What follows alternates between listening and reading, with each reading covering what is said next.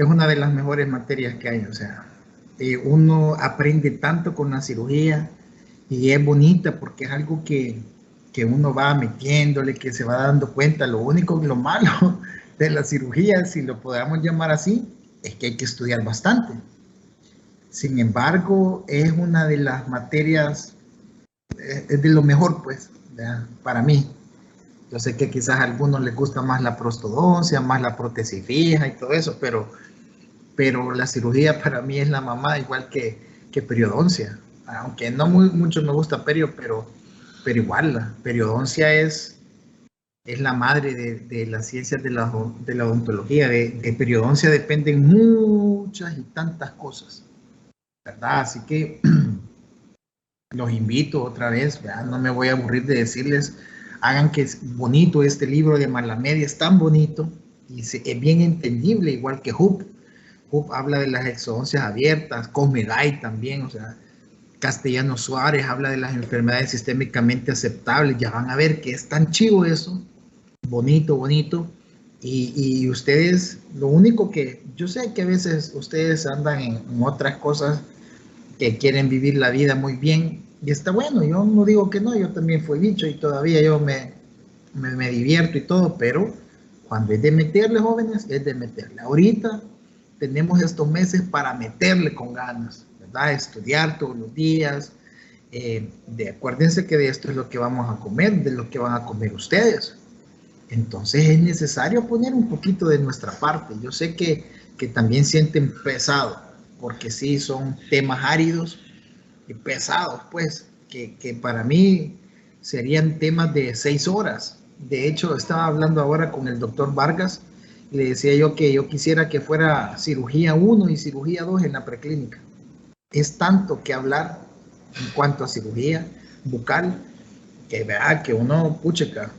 Sin embargo, a veces ustedes lo sienten pesado y lo entiendo, ¿verdad? Más ahorita que vienen de una etapa que nos ¿cómo se llama? No nos ha ayudado en mucho, entonces sienten todavía más pesado, pero yo los animo a seguir adelante.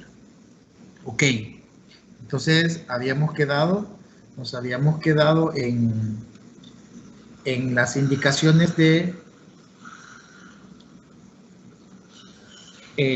la técnica alveolar superior posterior. Las contraindicaciones es cuando el riesgo de hemorragia es demasiado elevado, por ejemplo, un paciente hemofílico, ¿verdad? En este caso se recomienda realizar una inyección supraperióstica o una intraligamentaria. La técnica intraligamentaria es, ¿cómo se llama?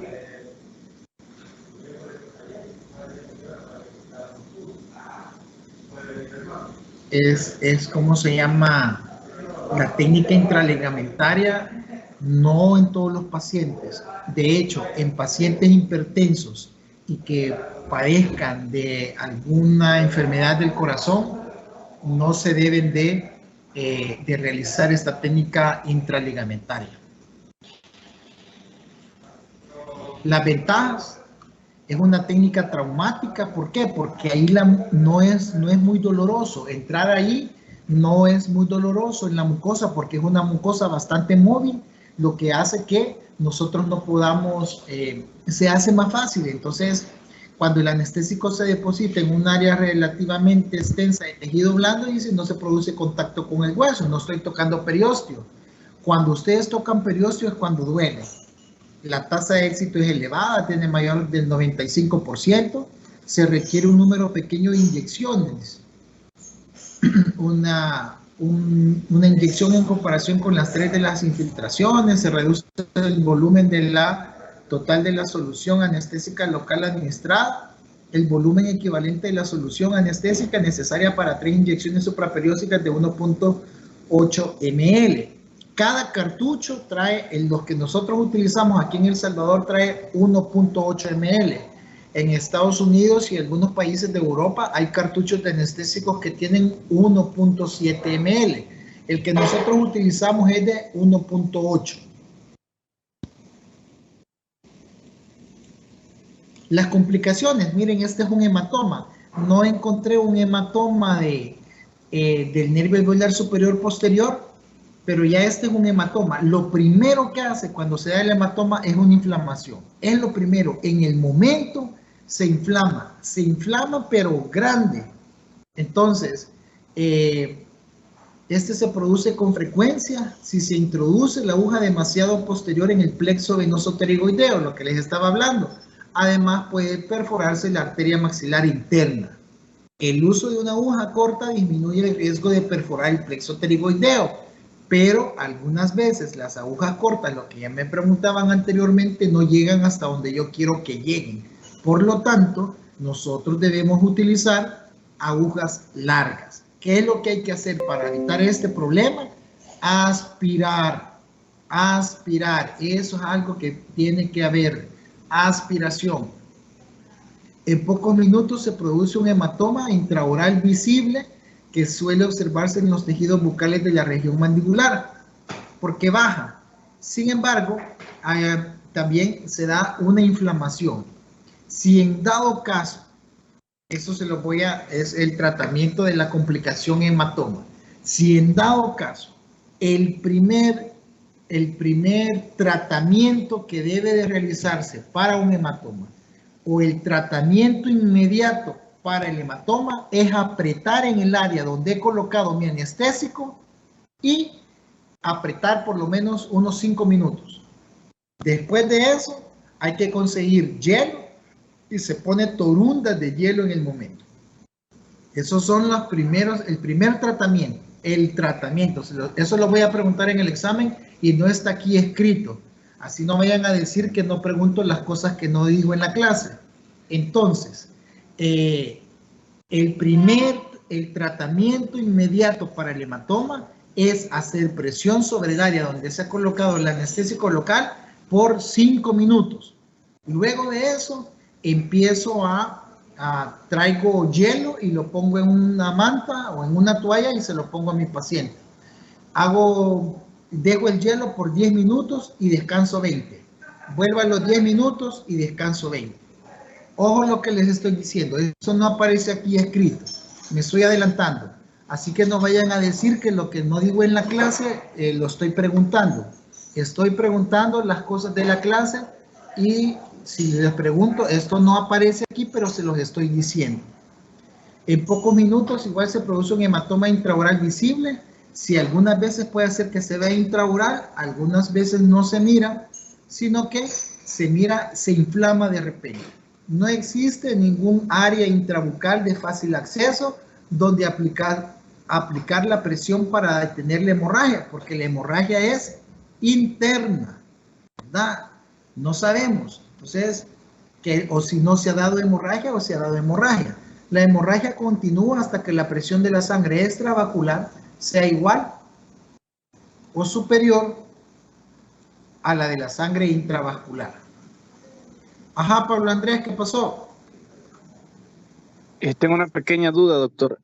Aunque imagínese que no succionamos e inyectamos en una venita, en una arteria, aunque el hematoma salga, ¿el medicamento hace efecto o no tiene ningún efecto? En el momento no, el medicamento, ¿cuál medicamento? Por ejemplo, cualquier medicamento o un anestésico que estemos poniendo. El anestésico sí va a ser, sí, él va a hacer su efecto, claro que sí. Y lo único que para eso el tratamiento no son antiinflamatorios, porque los antiinflamatorios y no hacen nada ahí. La inflamación va a ir bajando con los días. Lo que sí a veces puedo dejar, porque si hay una hemorragia interna, es un antibiótico, porque esto se me puede necrosar y puede dar una infeccióncita o infección sota. Eso depende del organismo de cada quien. Sin embargo, no dejo antiinflamatorios, solo dejo crioterapia, ¿verdad? En el primer momento, ya saben, lo primero que hay que hacer, el tratamiento inmediato es apretar el área donde se está formando el hematoma. Porque nosotros también algunas veces se mira en el momento, de hecho, aquí en la clínica solo nos ha pasado, creo que 2 veces. Y no hubo una hemorragia interna, solo hubo la inflamación. Y se había aspirado. Entonces nosotros, pero en el momentito, ¡bum!, el cachete. Entonces, hay que hacer lo primero que hay que hacer inmediato, el tratamiento inmediato es poner, apretarlo. Y luego de los 5 minutos de estar apretando, pues se deja la crioterapia, en este caso el hielo. Al siguiente día ya no utilizamos hielo porque ya no quiero vasoconstricción, sino que quiero una vasodilatación. Pero no dejo antiinflamatorios. ¿Estamos? Ya el anestésico, sí, si se coloca ahí, pues ni modo, ¿verdad? Hay que verlo, pero si eso es rápido, se mira, el hematoma se mira rapidito.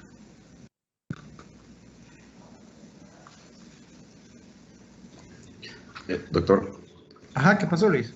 No le escuché muy bien. El tiempo de que se coloca el hielo solo sería, digamos, por un día, el primer día. El hielo solo es el primer día. El hielo solo es el primer día, igual que en una exodoncia normal, o no en una exodoncia normal, sino que una exodoncia que sea quirúrgica. El hielo solo se coloca las primeras 24 horas.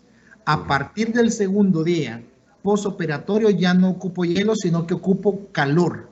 Lo primero que yo quiero es vasoconstricción, que me lo da el hielo, el frío. Eso me da vasoconstricción. Al siguiente día, yo necesito una vasodilatación, que ahí ya coloco calor.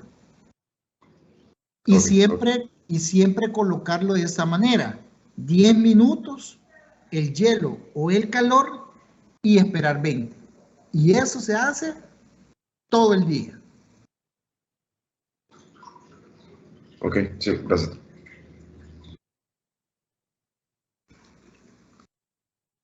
Sigamos.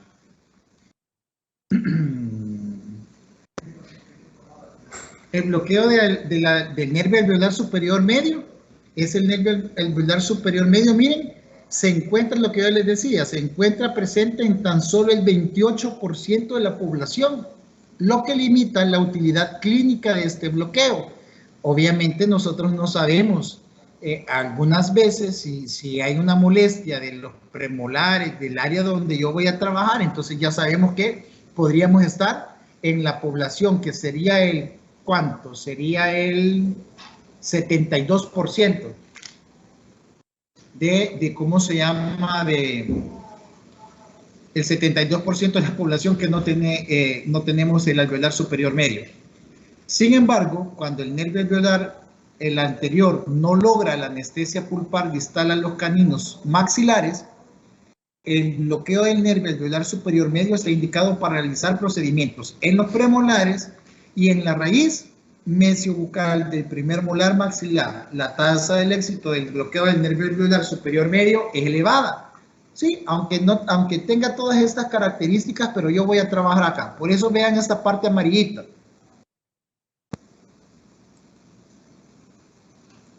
Acá, miren, nervio alveolar superior. ¿Qué es lo que inerva el nervio alveolar superior medio como tal? Pulpa de primera premolar, pulpa de segunda premolar superior y la raíz mesiobucal de la primera molar superior. Y carrillo y mucosa por vestibular. Recuerden que por palatino es el palatino, nervio palatino mayor o nervio palatino anterior el que me está inervando esa zona. Indicaciones. ¿Cuándo va a estar indicado hacer el alveolar superior medio? Dice que cuando el bloqueo del nervio alveolar superior anterior no logra la anestesia pulpar distal al canino maxilar. Obviamente, si yo voy a quitar los premolares o voy a trabajar sobre premolares, yo tengo que anestesiar al nervio alveolar superior medio.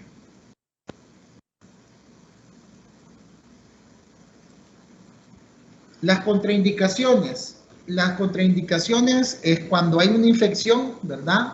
Siempre sabemos nosotros que es posible encontrar infecciones, ¿cómo se llama?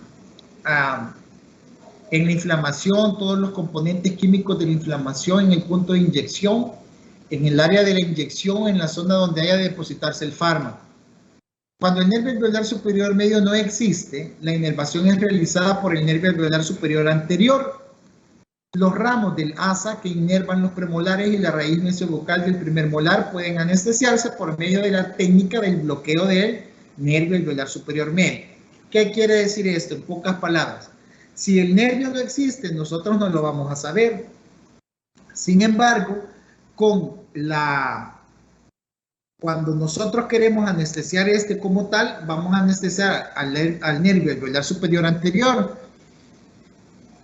haciendo esta técnica, ¿sí? Haciendo la técnica del alveolar superior medio. Las ventajas: menor número de inyecciones y menor volumen de la solución necesaria.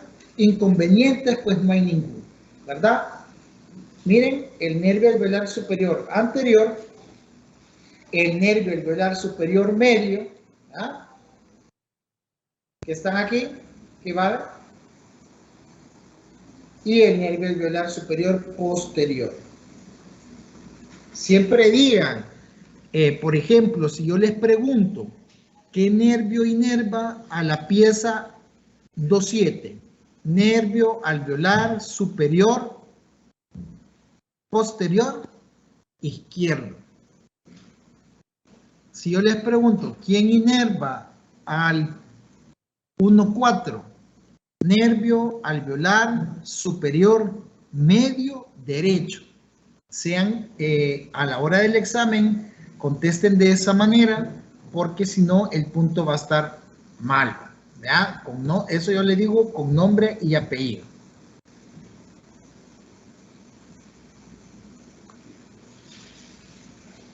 Ahora vamos a hablar un poquito del bloqueo del nervio alveolar superior anterior. Algunos le conocen como bloqueo del nervio infraorbitario, pero el nervio infraorbitario como tal es diferente al nervio alveolar superior anterior. Por eso esta técnica del bloqueo del nervio alveolar superior anterior lo vamos a conocer como la técnica infraorbitaria. ¿Qué es lo que hace? El nervio alveolar superior anterior va a anestesiar o va a inervar el nervio alveolar superior anterior, va a inervar al incisivo, ya sea derecho o izquierdo, o me explico, si es del lado derecho, pues lado derecho, pero va a inervar al incisivo central, al incisivo lateral y al canino, ¿ok? Como tal, lo que hemos hablado de que como el nervio alveolar superior medio no es un nervio que siempre está, algunas veces el nervio alveolar superior anterior está inervando a la primera y segunda premolar.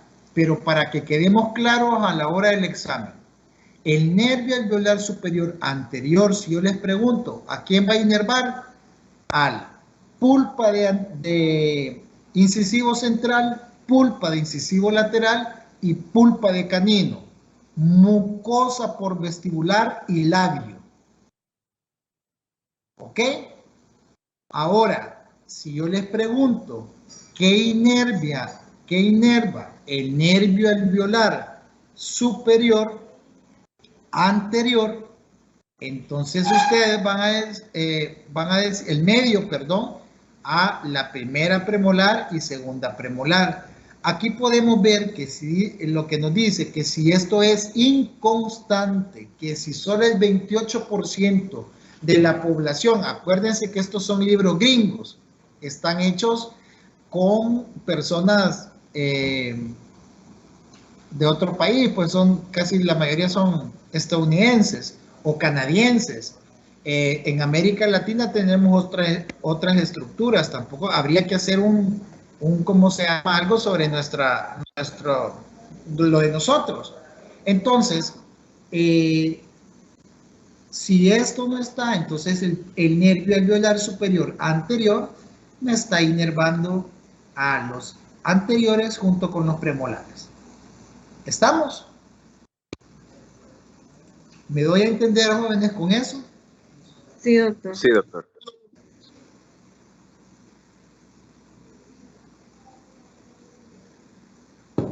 Ok, sigamos.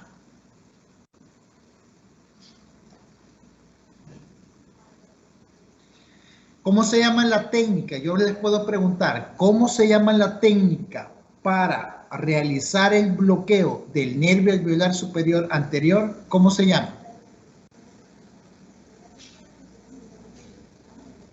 Técnica infraorbitaria.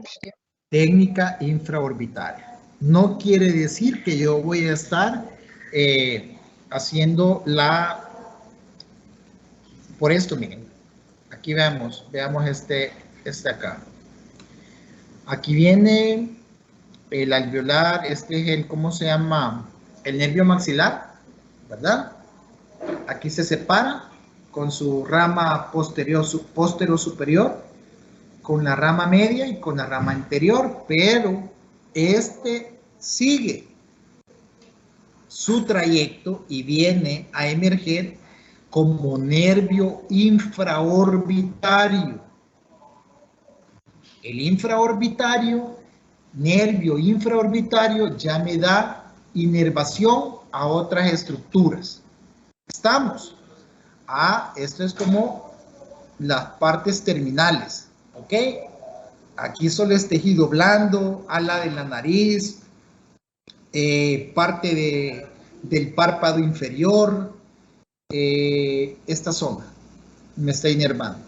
Así que tienen que ustedes estar de acuerdo, estar, ¿cómo se llama?, bien pendientes de eso. No me vayan a decir que el nervio infraorbitario me está dando inervación a dientes. Lo que es la técnica, que le llamamos así porque introducimos nuestra aguja y vamos a llegar más o menos por acá. Para que a este nivel entre el anestésico local y me pueda dar inervación, o me pueda dar parestesia a este nivel. Lo vamos a ver más adelante. El bloqueo del nervio alveolar superior anterior no goza de aceptación del bloqueo del nervio alveolar superior posterior. Principalmente dice que en general no existe experiencia con esta técnica, a pesar de que su tasa de éxito es elevada y es una técnica muy segura. Proporciona una anestesia profunda de la pulpa y de los tejidos blandos bucales desde el incisivo central maxilar hasta los premolares en un alrededor del 72% de los pacientes. ¿Por qué? Si ustedes recuerdan, acuérdense que hay un 28% que sí tienen el alveolar superior medio como tal.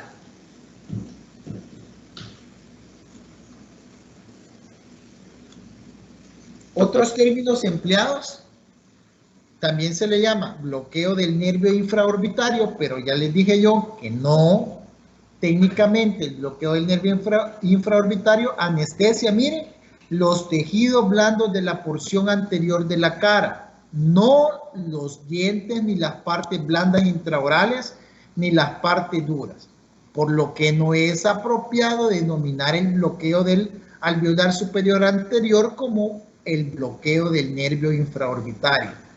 La técnica para anestesiar el nervio alveolar superior anterior es técnica infraorbitaria, pero está mal llamado como bloqueo del nervio infraorbitario. ¿Estamos de acuerdo con eso? ¿Preguntas? Doctor, yo tengo una pregunta. Ajá, ¿qué pasó? Dígame, hábleme fuerte, porfa. Yo había escuchado, bueno, en algún momento escuché de que había una aplicación de la técnica para el bloqueo del nervio infraorbitario que se hacía de forma externa a la cavidad. Son las técnicas extrabucales. Esas técnicas no se las voy a dar porque nosotros no las vamos a utilizar ahorita. Esas técnicas se utilizan cuando hay que el paciente no puede abrir la boca. Ejemplo, cuando hay una anquilosis de los maxilar, ¿cómo se llama?, del maxilar inferior, cuando hay accidentes, cuando hay tumores, cuando hay infección, cuando hay abscesos, entonces el paciente le cuesta mucho. Entonces nosotros entramos por acá, justo. Se llaman técnicas extrabucales.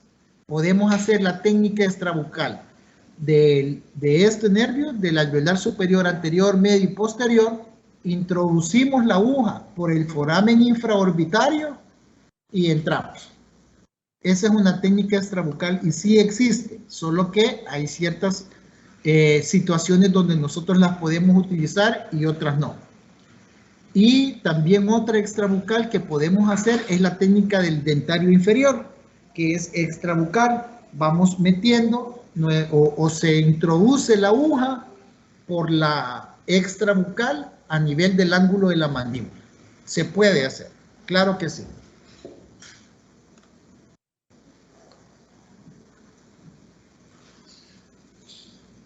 Los nervios alveolares superiores, se trata de tres nervios, ya sabemos cuáles son: el posterior, el medio, que es inconstante, y el anterior, colaterales del nervio maxilar superior o de su terminal del nervio infraorbitario. Lo que yo les decía, el nervio infraorbitario, eso es la rama terminal del alveolar superior. También se describen como nervios dentarios superiores, forman un plexo que asegura la inervación de la pulpa de todos los dientes del maxilar superior, de la mucosa del seno. Miren, todos estos nervios, este plexo hace inervación de las pulpas del maxilar superior, de la mucosa del seno maxilar y de las estructuras que forman el vestíbulo del maxilar superior. El nervio infraorbitario, por eso que estábamos hablando que el nervio infraorbitario como tal, rama terminal del nervio, ¿por qué es la rama terminal del maxilar superior? Porque ahí termina. Entonces su trayecto va sobre el suelo de la órbita, donde está la separación con el seno maxilar, da las colaterales antes mencionadas y acaba exteriorizándose a través del agujero infraorbitario y distribuyéndose por las partes blandas de la región anterior de la cara a la que inerva. El nervio infraorbitario, ¿a qué me da? A la de la nariz, párpado inferior, zona de la cara. Nervios anestesiados. El nervio alveolar superior anterior, algunas veces el nervio alveolar superior medio y algunas veces el nervio infraorbitario, que da a la palpebral inferior, a la nasal lateral y a la labial superior. Indicaciones: tratamientos en más de 2 piezas dentarias, maxilares y en sus tejidos bucales asociados. Cuando hay inflamación o infección, que son 2 contraindicaciones de la inyección supraperióstica, por ejemplo, si existe una celulitis, puede estar indicado el bloqueo del nervio maxilar en vez del bloqueo alveolar superior anterior. Y cuando las inyecciones supraperiósticas han resultado ineficaces debido a un hueso cortical denso, porque hay ciertas características en ciertos pacientes que no tienen o no gozan de tener un hueso esponjoso, sino que es un hueso más denso, en lo cual a mí se me dificulta que el anestésico llegue por ósmosis. Contraindicaciones: áreas de tratamiento pequeñas. Si usted solo va a extraer, por ejemplo, solo un incisivo central, no hay necesidad de hacer la técnica infraorbitaria, ¿verdad? Aunque yo, como lo repito, siempre necesito en cirugía que hagan bloqueos nerviosos por cualquier cosa.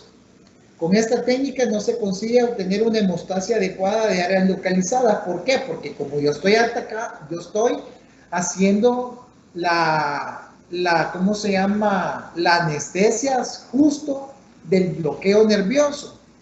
Entonces, si yo pongo supraperiósticas, yo estaría haciendo, ¿cómo se llama?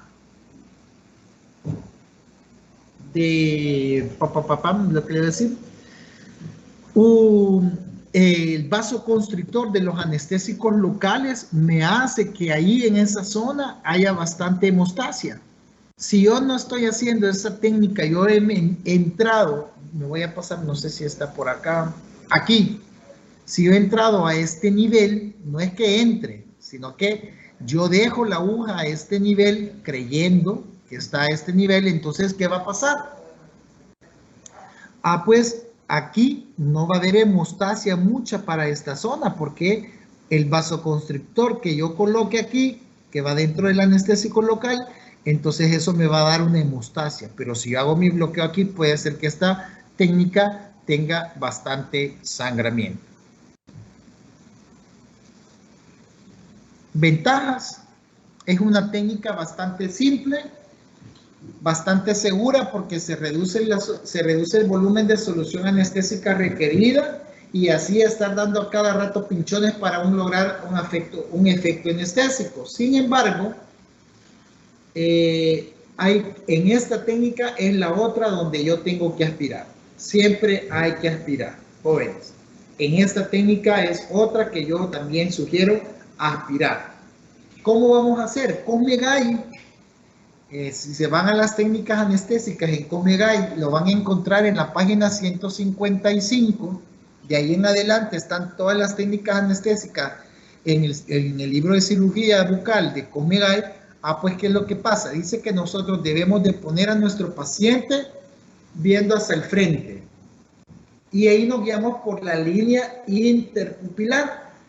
Pues dice que la línea interpupilar, si nosotros pasamos una línea vertical, la pupila me está diciendo dónde yo tengo mi foramen infraorbital. Y dice que está más o menos abajo de la escotadura infraorbitaria, entre 4 y 8 milímetros, más o menos por acá. El libro dice todavía, la literatura dice que yo a ese nivel debo de colocar mi dedo para sentir algunas palpitaciones donde sale, está el vasito, ¿verdad? Yo, perdonen porque no soy un especialista, pero nunca he sentido esas palpitaciones. Entonces, ¿qué hay que hacer? Cuando ya más o menos tengo yo, dejo mi pulgar aquí y le elevo mi carrillo como está acá. Y a nivel de entre canino, por distal de canino y mesial de la primera premolar, introduzco mi aguja llevándola hasta este orificio. Entonces, si es una anestesia, si es una técnica que yo puedo realizar con bastante éxito, pues entonces lo vamos a hacer. Entonces yo le puedo hacer que le pregunte, explique según Cosme Guide cómo realizo la técnica infraorbital. Y lo he dicho. No vayan a decir que no lo he dicho porque lo estoy diciendo ahorita. Aparecen las letras que están acá, no hay letras, pero lo estoy diciendo y ustedes tienen que estar atentos a apuntar todas esas cosas. Ahora vamos con la anestesia palatina. En palatino, jóvenes, ninguno de los nervios palatinos está inervando pulpas de los dientes superiores. Ninguno.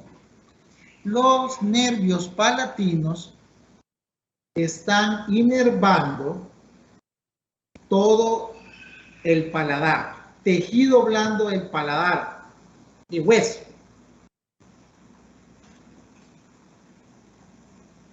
La anestesia del paladar duro es necesaria en los procedimientos dentales en los que hay que manipular tejidos duros o blandos del paladar. Por ejemplo, yo aquí, si yo voy a quitar esta pieza 6 y estoy elevando aquí y aquí se me fractura, entonces yo voy a decir, voy a levantar un colgajo. ¿Qué es levantar un colgajo? Es separar la encilla del hueso. Más ya después nos vamos a dar gusto viendo todo eso. Entonces, aquí yo voy a cortar hueso. Hay necesidad de colocar mi palatina siempre, porque por palatino, si no va a pegar brincos el paciente. En un número elevado de pacientes, las inyecciones palatinas resultan una experiencia muy traumática. Y así es, jóvenes. Las anestesias palatinas duelen, son traumáticas. Para muchos odontólogos, la administración de este tipo de anestesia es uno de los procedimientos más traumáticos que se realizan en su práctica habitual. Lo viste ese señor Fraser. Y es cierto. Bloqueo del nervio palatino mayor o también se llama nervio palatino anterior. Es bastante fácil, bastante útil para los procedimientos dentales en los cuales se va a trabajar sobre los tejidos del paladar blando hacia distal del canino. El palatino anterior o palatino mayor va a llegar justo hasta distal de canino. De canino a canino va a estar por el nervio nasopalatino. Dice que con volúmenes de inyección muy pequeños, de 0.45 a 0.6 ml, se consigue una anestesia profunda de los tejidos blandos y los tejidos duros. El bloqueo del nervio palatino mayor es menos traumático, y es cierto, lo hacemos en tejido blando, que el nervio nasopalatino. Esto de acá es muy doloroso. Y ustedes lo van a probar en ustedes, ya que los nervios que rodean el agujero palatino mayor no se encuentran tan firmemente unidos al hueso y por tanto albergan más fácilmente el volumen de solución anestésica. Mañana es el examen, niña. Cintia, mañana es el examen a las 9, no se les vaya a olvidar. Ahora, ustedes me pueden preguntar, doctor, ¿y en el cartucho cómo yo voy a ver que he puesto 0.45 ml y 0.6 ml? ¿Cómo ustedes creen que puedo medir eso? ¿Quién me dice?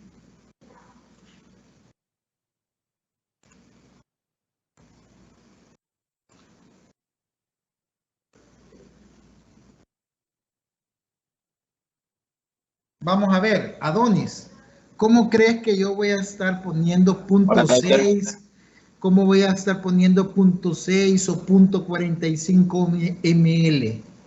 ¿Cómo crees que lo voy a poder hacer? Bueno, yo pienso, ¿verdad? Ya que los cartuchos no tienen milímetros que nos indiquen, será por la goma que empuja la anestesia. No, pero gracias por tu opinión. Vamos a ver, Alexandra María Hernández.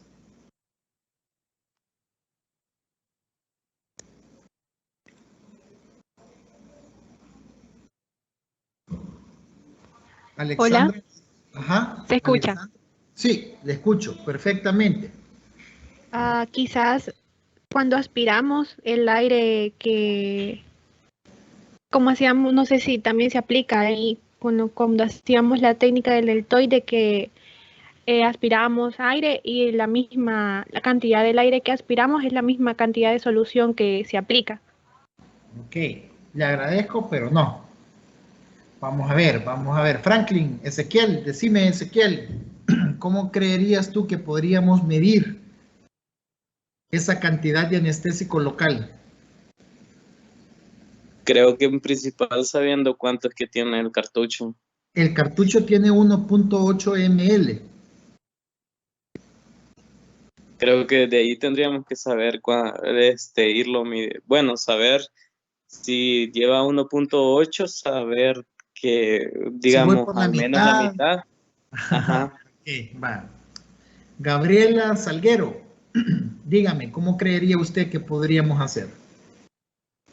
Quizás, no sé, por si tiene 1.8 ml de solución, no sé, tendría que ver la concentración del anestésico. Ok, vamos a ver, ¿quién más?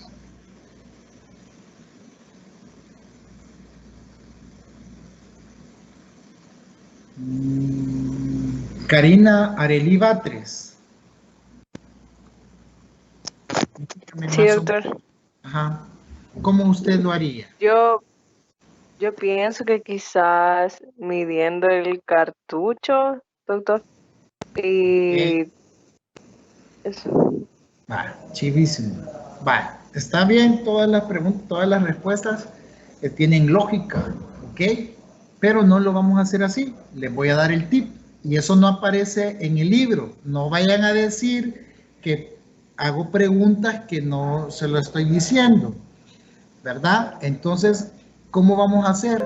Yo voy a colocar anestésico hasta cuando vea que está isquémico. Cuando la parte de mi paladar está isquémico, ahí es donde dejo de colocar anestesia. Es bien difícil medir 0.45 ml. Es muy difícil medir 0.6 ml. De hecho, en algunas ocasiones he visto algunos anestésicos, cartuchos de anestésicos que traen, ¿cómo se llama? Unas líneas. Lo he visto. Entonces, ahí quizás podría ser más fácil. Pero ustedes pueden colocar hasta cuando vean isquémico. Por eso, cuando mañana que hagamos la palatina parcial, deben de hacerlo despacio.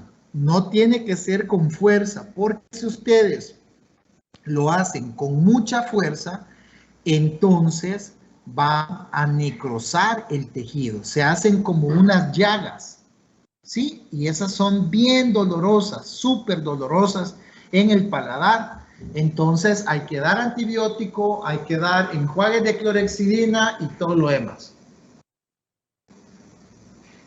Recuerden, si les pregunto en el examen, ¿cuánto de anestésico se puede colocar en el paladar?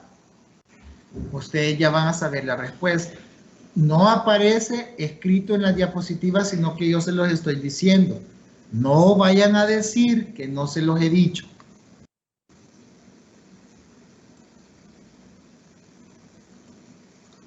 Áreas anestesiadas. Cuando ustedes están haciendo la palatina mayor, acuérdense desde el tercer molar hasta premolares. La porción posterior del paladar duro y los tejidos blandos que los cubren. En dirección anterior, la anestesia alcanza hasta el primer premolar y en dirección medial hasta la línea media. Toda esta zona. La palatina mayor. Indicaciones. Cuando se requiere la anestesia de los tejidos blandos del paladar en tratamientos reconstructivos de más de 2 dientes, extracciones, reconstrucciones subgingivales con implantes de bandas matriciales subgingivales, para el control del dolor durante los procedimientos quirúrgicos orales o periodontales que afectan a los tejidos blandos y duros del paladar, cuando yo necesito quitar torus palatinos, ¿verdad? Remover los torus palatinos, hay que levantar colgajos y ahí se ponen esta técnica, dependiendo de lo que yo vaya a realizar. Las contraindicaciones, pues cuando hay inflamación, cuando hay infección en el punto de la inyección, cuando sean áreas tratamientos pequeñas, 1 o 2 piezas dentarias, porque yo puedo colocar tranquilamente una palatina parcial. Las ventajas: menor número de inyecciones y menor volumen de la solución anestésica, y es una técnica que es, comparada a la nasopalatina, menos molesta para ellos. Inconvenientes: pues no se logra un efecto hemostático, excepto en la zona inmediata del punto de inyección, y es potencialmente traumática. Ahora, ¿dónde vamos a localizar el agujero palatino mayor? ¿A mitad anterior del segundo molar? No. Está un 0%. El número de veces a la mitad posterior del segundo molar, el 63 veces en un 39.8%. A mitad anterior del tercer molar, o sea, a mitad anterior del tercer molar,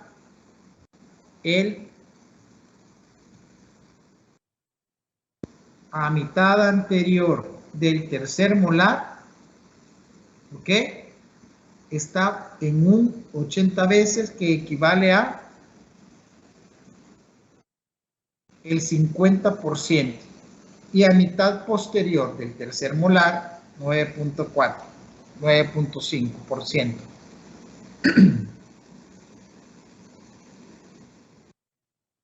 Entonces, el paciente abre su boca, ¿verdad? Con su campo, así, ustedes van a estar acá, y aquí no está el tercer molar. Entonces lo vamos a hacer más o menos por acá. ¿Ok? Observe el ángulo de entrada de la aguja en la boca. La aguja se introduce en el área isquémica. ¿Por qué se pone esto, jóvenes?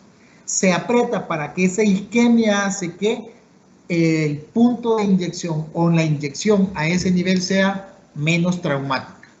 Eso hace que ahí haya isquemia y yo pueda introducir mi aguja sin ningún problema.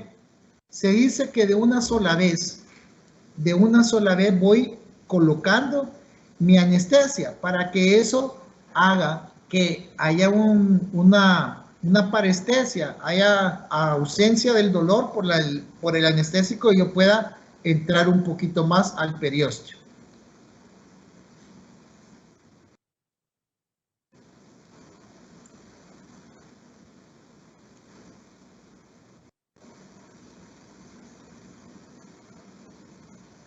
Nos vamos a quedar hasta aquí porque ya creo que ya estamos justos, ya casi a 10 minutos de la clase. ¿Preguntas, jóvenes? Sí, doctor, yo tenía una pregunta. Ajá, ¿qué pasó, Sandra? Dígame. Con respecto a lo que mencionó de que no podíamos usar la técnica intralegamentaria específicamente en los pacientes que tienen hipertensión y problemas cardíacos, ¿eso a qué se debe? Porque a ese nivel el anestésico, y más si estoy ocupando anestésico con vasoconstrictor, viaja demasiado rápido en el torrente sanguíneo y me puede dar taquicardia en el paciente. Entonces eso no es bueno. Acelera el gasto cardíaco, aumenta la presión arterial, y acuérdense que si es un paciente hipertenso y es un paciente con enfermedades del corazón, entonces me puede dar algo malo. Entonces por eso debo de evitar esa técnica. ¿Estamos? ¿Sandra? Sí, doctor, gracias. Ah. Doctor, yo tenía una pregunta. ¿Qué pasó, Luis? Más que nada es con el nombre de las técnicas, porque me confundí un poco, porque la técnica infraorbitaria, entiendo yo que es la del bloqueo del nervio alveolar superior anterior, ¿verdad? Así es. ¿Y cómo se le llama a la técnica cuando es cuando propiamente se va a necesitar el nervio infraorbitario? No tiene nombre, solo la técnica del nervio infraorbitario como tal. Ajá, sí, no es que te pida un nombre en específico, sino que, ¿cómo se llama? Es la técnica infraorbitaria. Puedes decir la técnica del nervio infraorbitario, ¿verdad? Como tal, al nervio infraorbitario, pues se ocupa para otras cosas, porque casi siempre si yo trabajo en las piezas dentales, acordate que voy a trabajar sobre los nervios que lo inervan, pero el infraorbitario, ¿qué es lo que me va a dar? La palpebral, la nasal, el área de la cara, y yo como tal odontólogo no voy a trabajar en esas zonas, a menos que ponga botox, a menos que ponga ácido hialurónico, que son técnicas que ahora se utilizan como estética y que los odontólogos están realizando. Entonces ellos, ahí en ese momento sí yo puedo, pero de lo contrario no vamos a estar. De hecho, cuando hacemos esta técnica infraorbitaria para, ¿cómo se llama? Para anestesiar al alveolar superior anterior, de hecho el labio superior, el ala de la nariz, toda esa zona, pues nos queda, ¿cómo se llama? Se anestesian, pues. Entonces, posiblemente porque hemos tocado de alguna manera lo que les decía, que el hueso es bastante esponjoso y hemos alcanzado fibras del nervio infraorbitario.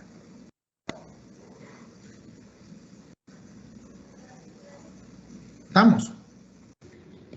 Sí, estamos. Gracias. Vaya, para el día de mañana, jóvenes, yo les voy a dar aquí los instrumentos, los que ya me dieron los paquetes, ya están esterilizados. Para el próximo grupo, sí, lo que necesito es que por favor en las bolsas pongan bien sus nombres, varias veces si es posible, o 2 veces, pero bien escrito su nombre, porque eso aquí se lo vamos a estar dando ya para el día de mañana, ¿ok? Así que los vamos a ordenar desde mañana para que ya estén más fáciles.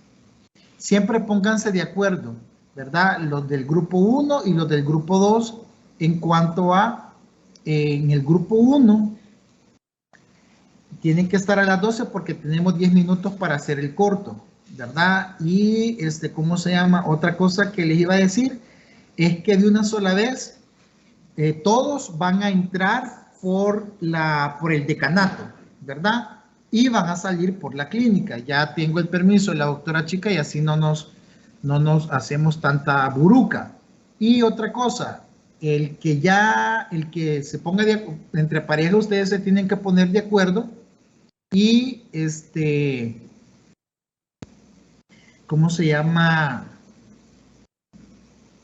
¿Qué es lo que les iba a decir? Ya se me olvidó. Que el que va a trabajar primero ya venga con su bioseguridad, con su gabachón por lo menos, porque en todo lo que se pone en su gabachón y todo eso, ustedes pierden un poquito de tiempo y para hacer las cosas más rápidas, pues se hace de esa manera. ¿Estamos? Voy a tratar de hacerles preguntas que aparezcan en la clase, porque así no va a haber ninguna confusión para hacer las preguntas. Y espero también, por eso les estoy diciendo también que pregunten para que podamos sacar todas nuestras dudas. Ha sido un gusto estar con ustedes. Estudien, ¿verdad? Acuérdense que nos falta el otro corto. Creo que el otro corto lo vamos a hacer un poquito más largo. Dígame, Virginia. Nosotros, el grupo 2, el otro viernes vamos a tener siempre igual examen de esta clase o de ya, clase. Yo les voy a avisar. Permítame un momento. Vaya.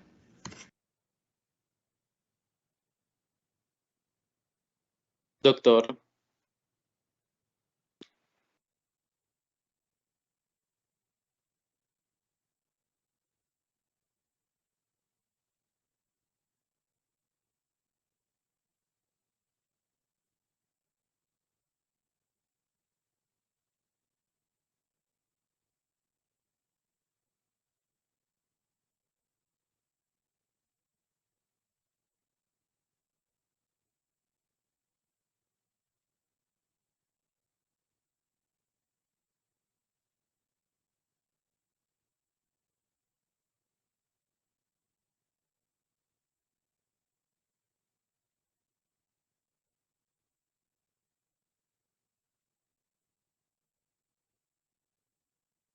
Ajá, Virginia.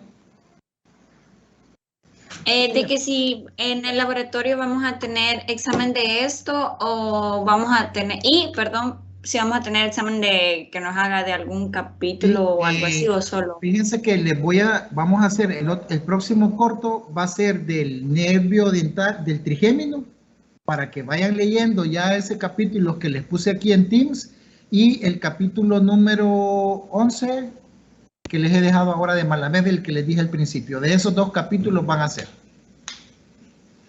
Para que vayan estudiando esos capítulos. Si no, no van a tocar esos capítulos y de esos capítulos también les voy a sacar en el libro, en el examen.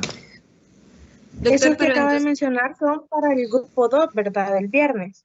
Sí, lo que pasa es que posiblemente, como ya no vamos a tener más chance, el otro examen sí lo vamos a hacer virtual. Así que va a ser un poquito más grande el examen.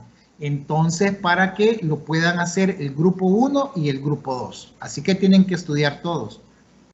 Porque eso también, acuérdense que el hacer los cortos, eso les ayuda a ir estudiando para que a la hora del examen no vayan completamente sin nada. Y a estudiar todo este gran montón de cosas en una noche antes no lo van a hacer. Entonces, para eso también el corto es para ¿cómo se llama? Decirles a ustedes que estudien, pues, ¿verdad? Para que no dejen a última hora todo este material, que es bastante. Doctor, una pregunta. Dígame. Entonces, este otro corto que está mencionando sería para la próxima semana, ¿verdad? Porque Así creo que ya es. solo tenemos la otra semana antes de los Así parciales. es, justo. Ajá, justo. Ok. Doctor, perdón. Dígame.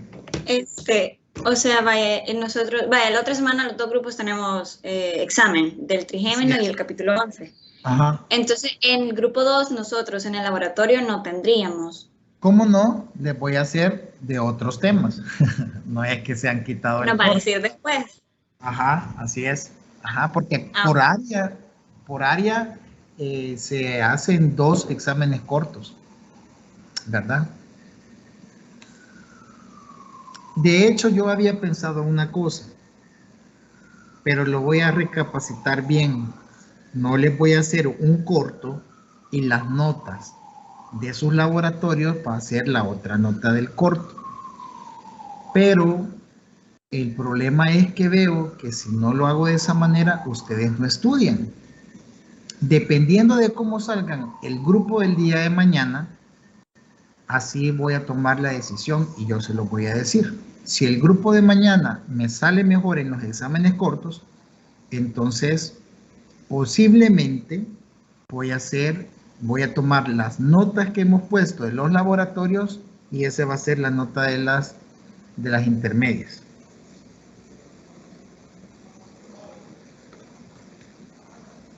Pero de acuerdo de cómo salgan el día de mañana. El día de mañana los del segundo grupo tienen que salir muy bien porque han tenido más tiempo. ¿Estamos? Nos vemos mañana a las 12 en punto unos y a la 1 de la tarde los otros. Cuídense mucho, estudien por favor, ¿verdad? Y, ¿cómo se llama? Nos vemos el día de mañana con el grupo 1.